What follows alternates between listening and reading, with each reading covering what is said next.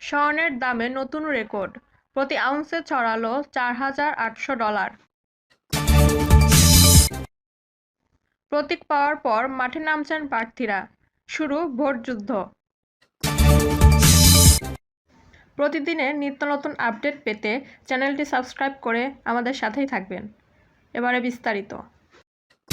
Greenland ইস্যুতে যুক্তরাষ্ট্র ও ইউরোপের মধ্যে উত্তেজনা বাড়ছে, আর তার সরাসরি প্রভাব পড়ছে বৈশ্বিক বাজারে। এরই মধ্যে ইতিহাসে নতুন রেকর্ড গড়েছে স্বর্ণের দাম।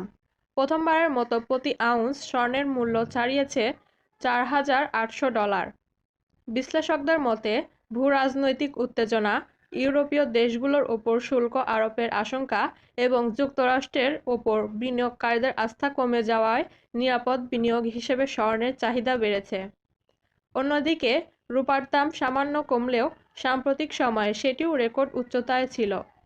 বিশ্ববাজারে অস্থিরতা অব্যাহত থাকলে স্বর্ণের দাম আরও ঊর্ধ্বগতি দেখা যেতে পারে, এটাই মনে করছেন বাজার বিশ্লেষকরা। ভোটযুদ্ধের প্রস্তুতি চূড়ান্ত। আজ নির্বাচনী প্রতীক পাওয়ার পর আগামীকাল থেকেই মাঠে নামছেন প্রতিদ্বন্দ্বী প্রার্থীরা।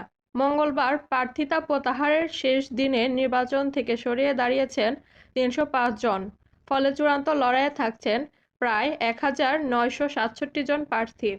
দলভিত্তিক হিসেবে বিএনপির 290 জন, জামায়াতে ইসলামীর 216 জন, ইসলামী আন্দোলন বাংলাদেশের 259 জন, জাতীয় পার্টির 196 জন, গণঅধিকার পরিষদের 92 জন এবং জাতীয় নাগরিক পার্টির 30 জন প্রার্থী নির্বাচনে প্রতিদ্বন্দ্বিতা করছে।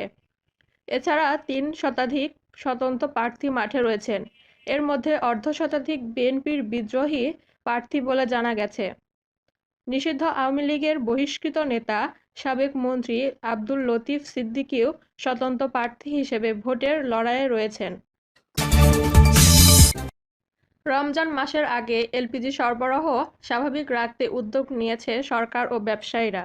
এই লক্ষ্যে জানুয়ারি ও ফেব্রুয়ারি মাসে বিপুল পরিমাণে তরলকৃত পেট্রোলিয়াম গ্যাস এলপিজি আমদানির সিদ্ধান্ত নেওয়া হয়েছে। মঙ্গলবার ঢাকার রেল ভবনে এলপিজি অপারেটরদের সঙ্গে জরুরি বৈঠক করেন বিদ্যুৎ, জ্বালানি ও খনিজ সম্পদ উপদেষ্টা ফাউজুল কবির খান। বৈঠকে ব্যবসায়ীদের আশ্বস্ত করেন, রমজানের আগে এলপিজি সংকট কেটে যাবে। জ্বালানি উপদেষ্টা জানান, সংসদ নির্বাচন ও রমজান দুটো সময়ে যেন এলপিজির কোনো ঘাটতি না থাকে সে বিষয়ে সতর্ক রয়েছে সরকার। ব্যবসায়ীদের দেওয়া আমদানির প্রতিশ্রুতি বাস্তবায়নে সরকার সর্বাত্মক সহযোগিতা করবে বলেও জানান তিনি।